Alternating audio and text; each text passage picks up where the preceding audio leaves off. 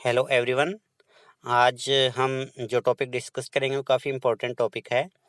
इस टॉपिक के अंदर जो हमारे 3 पार्ट्स रहेंगे। पहला, difference between extension and increase in demand, यानी मांग के अंदर विस्तार और मांग में वृद्धि के अंदर क्या अंतर है। और हमारा दूसरा टॉपिक रहेगा difference between contraction and decrease in demand, यानी मांग जो है उसके अंदर संकुचन और मांग में कमी है, उन दोनों में क्या अंतर है। और इसके बाद हम जो है इसी टॉपिक के अंदर, वीडियो के अंदर डिस्कस करेंगे कि जो इंटरकनेक्टेड डिमांड है वो कौन कौन से प्रकार की होती है। तो आइए अब हम शुरू करते हैं अपना ये लेक्चर, मांग में विस्तार और मांग में वृद्धि में अंतर। हमें पता है कि मांग में विस्तार से अभिप्राय उस अवस्था से है जिसमें अन्य बातें समान रहने पर केवल किसी वस्तु की कीमत के कम होने पर, यानी जब किसी वस्तु की कीमत कम होती है उसकी वजह से जब वस्तु की मांग में वृद्धि होती है तो उसे हम मांग का विस्तार कहते हैं। और जो मांग का विस्तार होता है उस मांग के विस्तार के अंदर आप देखिए, शुरू में हम ए बिंदु पर है, लेकिन जैसे क्योंकि हमें प्राइस को कम करना है, प्राइस कम होती है तो हम बी बिंदु पर आ जाते हैं। तो बी बिंदु जो होता है वो हमेशा ही ए बिंदु के दाईं तरफ होता है। तो ऐसे में मांग वक्र पर जो संचलन होता है वो बाएं से दाएं होता है, यानी उसी मांग वक्र के ऊपर जो बिंदु है, मांग का जो नया बिंदु है वो हमेशा ही पहले वाले बिंदु के दाईं तरफ जाएगा। तो इसे हम जो है मांग वक्र पर संचलन या मांग का विस्तार कहते हैं। दूसरा, इसके विपरीत जो मांग में वृद्धि है, मांग में वृद्धि से अभिप्राय उस अवस्था से है जिसमें कीमत के अतिरिक्त जो मांग को प्रभावित करने वाले अन्य तत्व है, उन तत्वों में परिवर्तन के कारण जो है किसी वस्तु की मांग में वृद्धि होती है। तो इसे हम जो है मांग में वृद्धि कहते हैं। और मांग में वृद्धि की अवस्था के अंदर जो मांग वक्र होता है वो जो मूल मांग वक्र होता है, यानी पुराने वाला जो डिमांड कर्व होता है उस डिमांड कर्व के दाईं तरफ सरक जाता है। तो इसे हम जो है मांग वक्र का खिसकाव कहते हैं। तो जब कभी भी मांग वक्र जो होता है वो दाईं तरफ से सरकता है या दाईं तरफ खिसकता है तो इसे हम जो है मांग में वृद्धि कहते हैं। तो आइए अब हम डायग्राम के द्वारा मांग में वृद्धि और मांग में विस्तार में अंतर को देखते हैं। हमारे पास में ये डायग्राम है। इस डायग्राम के अंदर आप देख रहे हो कि ओ एक्स अक्ष के ऊपर हमने जो वस्तु की क्वांटिटी को लिया है और ओ वाई एक्स के ऊपर हमने वस्तु की कीमत को लिया है। जब किसी वस्तु की कीमत ओ पी है तो उस अवस्था के अंदर उस वस्तु की जो मांग है वो ओ क्यू के बराबर की जा रही है। तो इस प्रकार से ये जो ए बिंदु है इसको मिलाते हुए हमारे पास में एक जो है डिमांड कर्व है। तो ये जो डी डी मांग वक्र है ये इनिशियल डिमांड कर्व है। अब हम इसी मांग वक्र के अंदर ये देखें कि किस प्रकार से मांग का विस्तार होता है और किस प्रकार से मांग में वृद्धि होती है। अब आप देखिए, वस्तु की कीमत कम होकर के OP1 हो जाती है, क्योंकि विस्तार वस्तु की कीमत में परिवर्तन के कारण होता है। जब किसी वस्तु की कीमत कम होकर के OP1 हो जाती है तो अवस्था में आप देखिए कि वस्तु की जो मांग बढ़ करके OQ1 हो जाती है। अब ए से बी बिंदु पर जब हम पहुंचते हैं तो ये जो है मांग में विस्तार कहलाता है, क्योंकि ये किस वजह से हुआ है, वस्तु की कीमत में कमी आने के कारण जब वस्तु की मांग में वृद्धि होती है तो इसे हम जो है मांग में विस्तार कहते हैं। अब इसके अंदर आप मांग में वृद्धि को देखते हैं। ये यहाँ पर दिखाया जा रहा है कि ए में से बी तक पहुंचना मांग में विस्तार है। अब जब किसी वस्तु की कीमत OP थी, आप यहाँ देखिए, वस्तु की कीमत जब OP थी तो वस्तु की जो मात्रा है वो OQ मांगी जा रही थी। अब OP कीमत पर ही वस्तु की मांग जो है वो बढ़ करके OQ1 हो गई है। तो इसको आप जो है मांग में वृद्धि कहेंगे कि कीमत समान है। कीमत समान रहने पर भी अन्य तत्वों में परिवर्तन के कारण जब वस्तु की मांग में वृद्धि होती है तो उसे हम मांग में वृद्धि कहते हैं। तो इस अवस्था के अंदर अब आप देखिए, जो नया अपने पास में डिमांड कर्व है वो सी बिंदु को टच करता हुआ निकलेगा। तो ये ए से सी बिंदु तक पहुंचना मांग में वृद्धि को दिखाता है। तो इस प्रकार हमारे पास में जो नया डिमांड करवाया है, डी से D1 तक आप गए हैं तो ये मांग में वृद्धि को दिखा रहा है, और ए से बी तक आप अगर आए हैं तो ये मांग में विस्तार को दिखा रहा है। तो इसमें हम देख पा रहे हैं कि मांग के अंदर, विस्तार के अंदर केवल उसी मांग वक्र के ऊपर बिंदु जो होता है वो दाईं तरफ चला जाता है, लेकिन जब मांग में वृद्धि होती है तो एक नया मांग वक्र होता है जो कि मूल मांग वक्र के दाईं तरफ होता है। तो इस प्रकार ये डायग्राम जो है एक साथ हमें मांग में वृद्धि और मांग में विस्तार को दिखा रहा है, और दोनों में अंतर भी हम अच्छी तरह से समझ पा रहे हैं। इसके बाद मांग में संकुचन और मांग में कमी को हम देखते हैं। हमें पता है कि मांग में संकुचन से अभिप्राय उस अवस्था से है जिसमें अन्य बातें समान रहने पर किसी वस्तु की कीमत के बढ़ने पर मांग कम हो जाती है, तो उसको हम जब मांग में संकुचन कहते हैं। जैसे हमारे पास में एक डिमांड कर्व है, प्रारंभ में ये कीमत है तो ये मात्रा है, अब किसी वस्तु की कीमत के बढ़ने पर मांग कम हो गई, तो इस प्रकार से किसी वस्तु की कीमत के बढ़ने पर जब उसकी मांग में कमी होती है तो उसको हम जो है मांग में संकुचन कहते हैं। और जब मांग में संकुचन होता है तो उसे हम जब मांग वक्र पर संचलन कहते हैं, क्योंकि इसमें जो नया बिंदु होता है वो पुराने वाले मांग वक्र पर ही पहले वाले बिंदु के बाईं तरफ सरक जाता है। तो ये ध्यान रखना चाहिए कि मांग वक्र का संचलन जो होता है वो मांग के में संकुचन की अवस्था में होता है। दूसरा है मांग में कमी। यहाँ पर वृद्धि या वृद्धि की जगह कमी है। मांग में कमी से अभिप्राय उस अवस्था से है जिसमें कीमत के अतिरिक्त अन्य तत्वों में परिवर्तन के कारण मांग में कमी हो जाती है, यानी मांग पहले से कम हो जाती है। तो जब कीमत के अतिरिक्त जो अन्य तत्व होते हैं उन तत्वों में कमी की वजह से, उन तत्वों में परिवर्तन की वजह से जब मांग में गिरावट आती है तो उसे हम जो है मांग में कमी कहते हैं। और जब कभी भी मांग में कमी होती है तो जो मांग वक्र होता है वो पहले वाले मूल मांग वक्र से बाईं तरफ सरक जाता है, बाईं तरफ खिसक जाता है, तो इसे मांग वक्र का खिसकाव कहा जाता है। तो अब इन चीज़ों को हम जो है वो डायग्राम के द्वारा देखते हैं।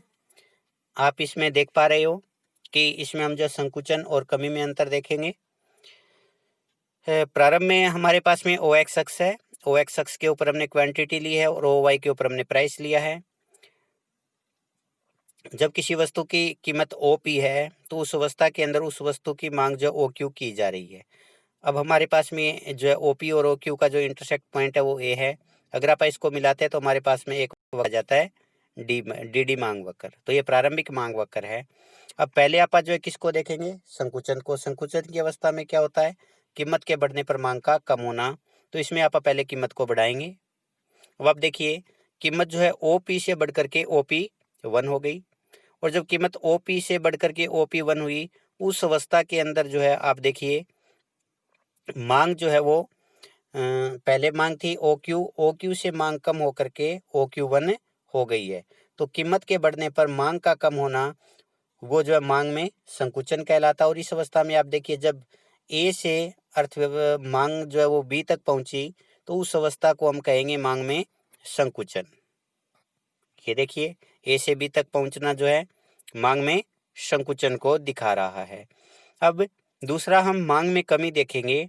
मांग में कमी क्या होती है वो देखिए, जब किसी वस्तु की कीमत तो वही रहती है लेकिन मांग पहले से कम हो जाती है।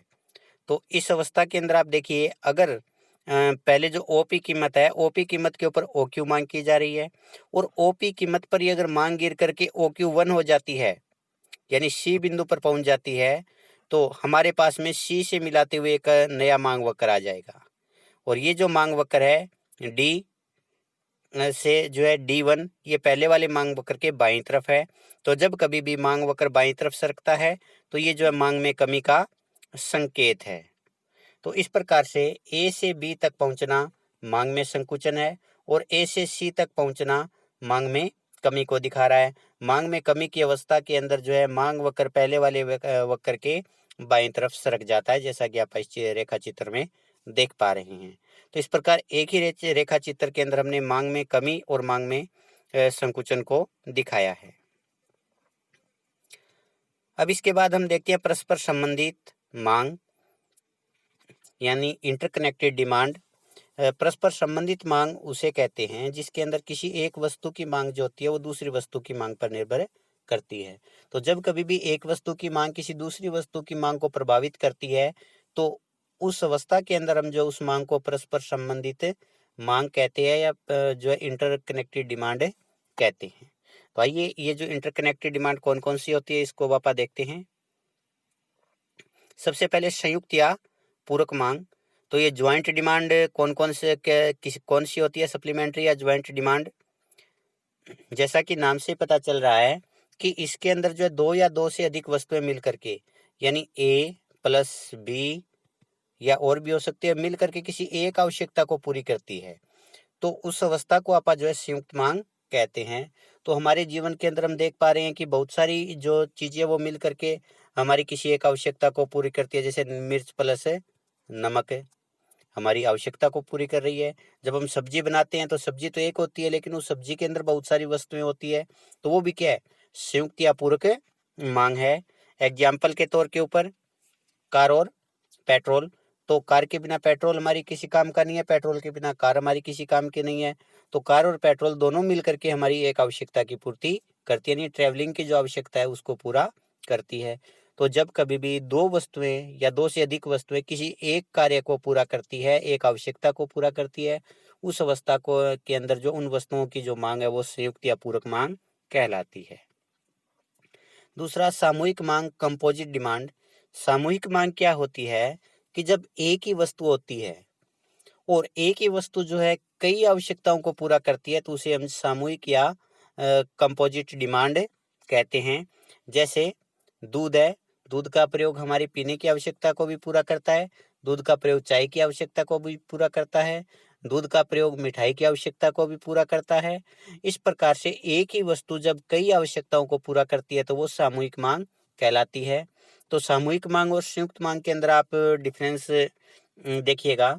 जैसे अगर हम यहाँ पर लिखते हैं वस्तु और यहाँ पर लिखते हैं आवश्यकता, तो सामूहिक मांग में क्या होगा, ए प्लस बी प्लस सी मिल करके किसी एक आवश्यकता को पूरा करेगी, और जो सामूहिक मांग है उसके अंदर ए ही वस्तु है, ये मिल करके ए बी और सी हमारी कई आवश्यकताओं को पूरा करती है। तो जब एक वस्तु अनेक आवश्यकताएं, सामूहिक मांग, अनेक वस्तु एक आवश्यकता, संयुक्त मांग। नेक्स्ट हमारी जो प्रतियोगी मांग है जिसको हम कॉम्पिटिटिव डिमांड कहते हैं। कॉम्पिटिटिव डिमांड के जो होती है हमेशा स्थानापन्न वस्तुओं की अवस्था के अंदर होती है।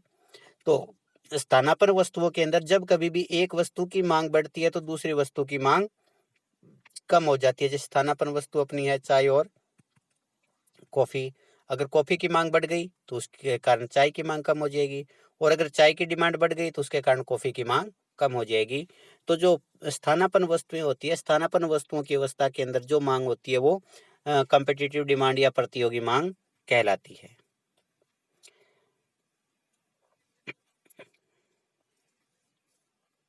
इसके बाद है प्रत्यक्ष और व्युत्पन्न मांग। देखिए प्रत्यक्ष मांग जो होती है वो किसी भी वस्तु की मांग प्रत्यक्ष मांग हो सकती है। अगर उस वस्तु का प्रयोग प्रत्यक्ष रूप से हमारी किसी आवश्यकता की संतुष्टि के लिए किया जाता है तो उस मांग को हम प्रत्यक्ष मांग कहेंगे। जैसे दूध है, दूध का प्रयोग हमारी आवश्यकता को पूरा करने के लिए किया जाता है, ये जो है डायरेक्ट डिमांड है, प्रत्यक्ष मांग है। दूसरा चीनी है, चीनी का प्रयोग हमारी आवश्यकता का प्रत्यक्ष रूप से जो है संतुष्टि के लिए प्रयोग किया जा रहा है, तो वो जो है प्रत्यक्ष मांग कहलाएगी। दूसरा हमारे पास में जो ड्राइव डिमांड है या व्युत्पन्न मांग है, वो मांग उस अवस्था को कहते हैं जिसमें किसी भी वस्तु की मांग उस वस्तु के उत्पादन के लिए किया जाता है जिस वस्तु का प्रयोग हम करते हैं। यानी जब एक वस्तु की मांग जो होती है दूसरी वस्तु की मांग पर निर्भर करती है, या एक वस्तु की मांग किसी अन्य वस्तु के उत्पादन के लिए की जाती है, तो उसे हम व्युत्पन्न मांग कहते हैं। जैसे श्रम है, श्रम का प्रयोग हमारी आवश्यकता की वस्तुएं बनाने के लिए किया जाता है।